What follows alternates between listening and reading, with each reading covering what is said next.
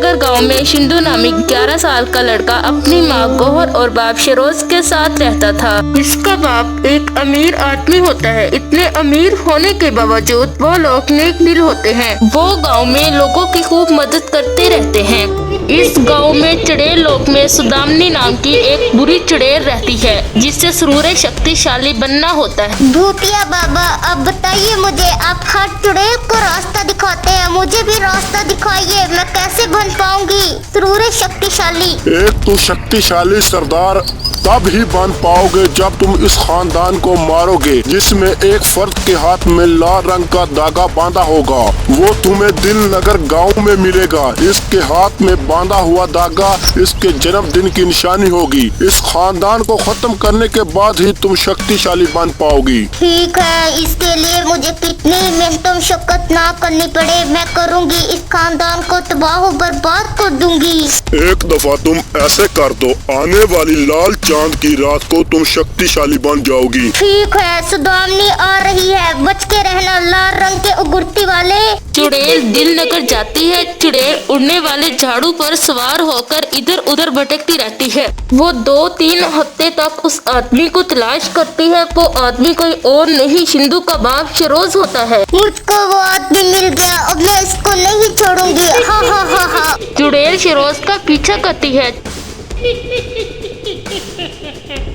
चुड़ैल दूर से शेरोज के घर को देखती है। चुड़ैल अपनी शक्तियों से शेरोज के घर को आग लगाती है।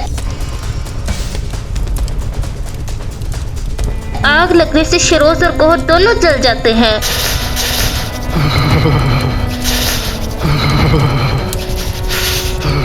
लेकिन इस आग से सिंधु बच जाता है, क्योंकि वो घर के पीछे पानी से खेल रहा होता है। सिंधु गौहर और शेरोज को उठाने की पूरी कोशिश करता है, लेकिन सच तो यही था कि अब वो दोनों जिंदा नहीं हो सकते थे। चुड़ैल वहाँ से खुश होकर चली जाती है, लेकिन वो इस बात से अनजान होती है कि सिंधु बच चुका है।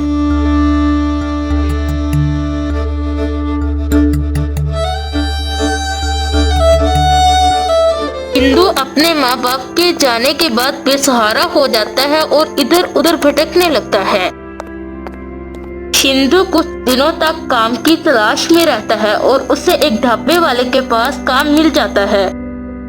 सिंधु उस आदमी के पास लगातार 1 महीना काम करता है। जब उसे तनख्वाह देने की बारी आती है तो वो कहता है अगले महीने दूंगा। ऐसे ही 2 महीने गुजर जाते हैं। अंकल, अब 2 महीने पूरे हो चुके हैं, आप मुझे मेरे काम के पैसे दीजिए। अरे बोलते पैसे, तुझे यहाँ से कोई पैसे नहीं मिलेंगे, जहाँ से दवा हो जाओ। नहीं अंकल, ये सब आप क्या कह रहे हैं? मुझे लगता है तू ऐसे नहीं मारेगा, चल रुक। ढाबे वाला सिंधु को मार मार कर वहाँ से भगा देता है।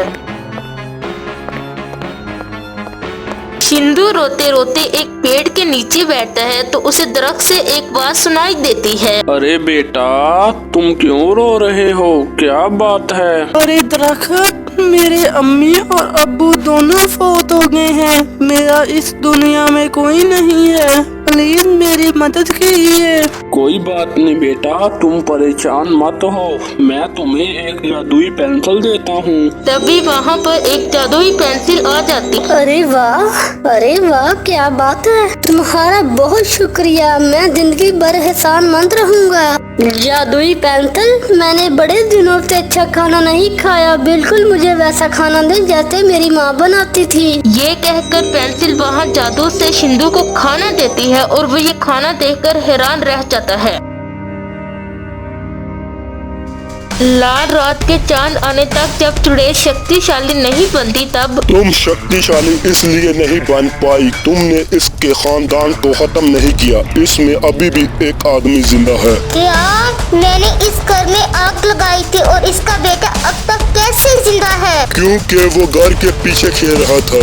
नहीं, इसको भी आज ही मरना होगा, क्योंकि ये रात 2 साल बाद आती है। अब मैं शक्तिशाली बनने के लिए कुछ भी करूँगी।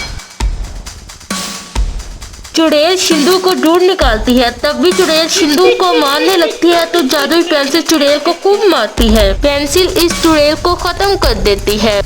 इस तरह जादुई पेंसिल हमेशा सिंधु के पास रहती है और वो इससे लोगों की मदद करता है और खुशहाल जिंदगी गुजारने लगता है।